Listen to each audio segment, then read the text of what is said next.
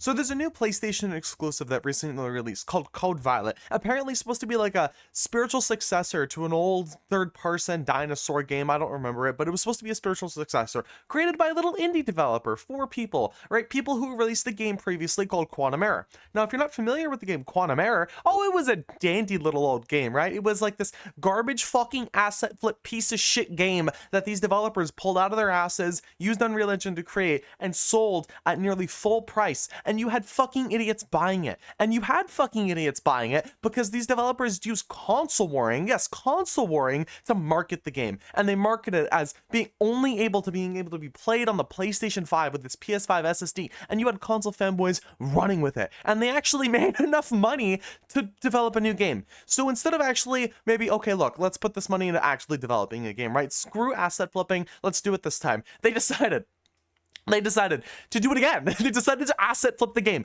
They decided to release another garbage filler piece of shit $80 experience as a PlayStation exclusive, hype it up as a PlayStation exclusive and say, look, this is only possible on the PS5, PS5 Pro with that amazing SSD, and they're selling copies of it. They're selling copies of it. And you have these fucking influencers, you have these big YouTubers playing the game. They're giving exposure to it. Why did people expect this game to be good?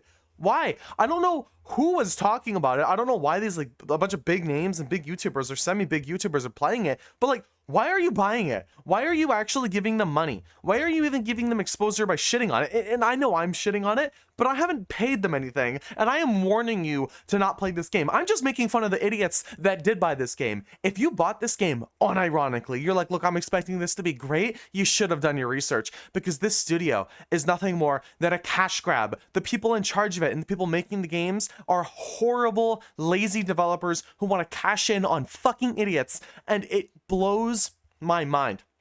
It truly does that people have bought it and people are disappointed. People are like, oh, it's buggy. Like, no shit, it's buggy. Did you see their last game? People are like, oh, it's not that fun. Did you see their last game? It's overpriced. Yeah, who the fuck is charging $80 for this shit?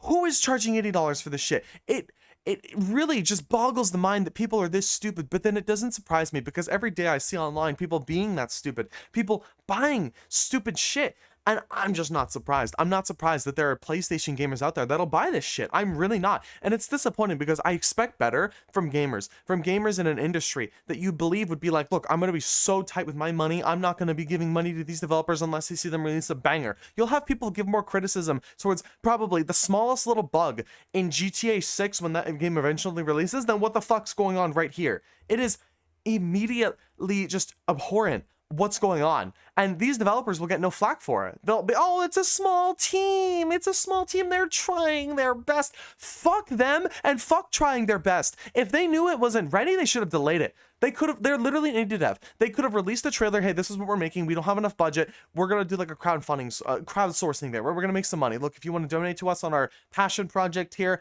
like, you know, help support us indirectly, right? We'll give you founders packages. That's literally what so many other games do. They'll do early access builds, let people test the game. These people would rather console war, sell it at the highest price possible, and try to pull a fast one. And the worst part is that there's a big reason why they probably only sell on the PlayStation platform is because PlayStation doesn't give refunds. If you even think about, if you click the download button, you don't even launch the game, you click the download button, you can't refund the game. And that is exactly why these developers love PlayStation. That is why you could go on the PlayStation Store compared to Xbox, and it is horrible in terms of the amount of garbage slop that is on that store, because they know that, look, if I release a game for $80 and some fucking idiot buys it, oh, they're not getting their money back. That's mine. Sony's going to keep their 30% cut, and I'm about to make a ton of money off of a few thousand, a few 100,000, a few 10,000 idiots that are going to be buying this fucking game because they believe that I'm going to be putting out a good product, when in fact I'm not going to be putting out a good product.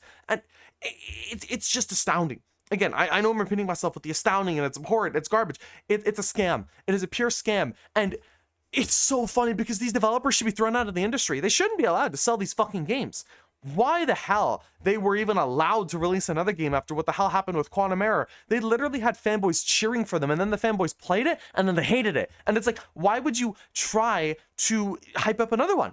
You know exactly who these people are. They showed their colors when they released their last game in a broken, horrid state. And now you expect them to be any different? It boggles the mind.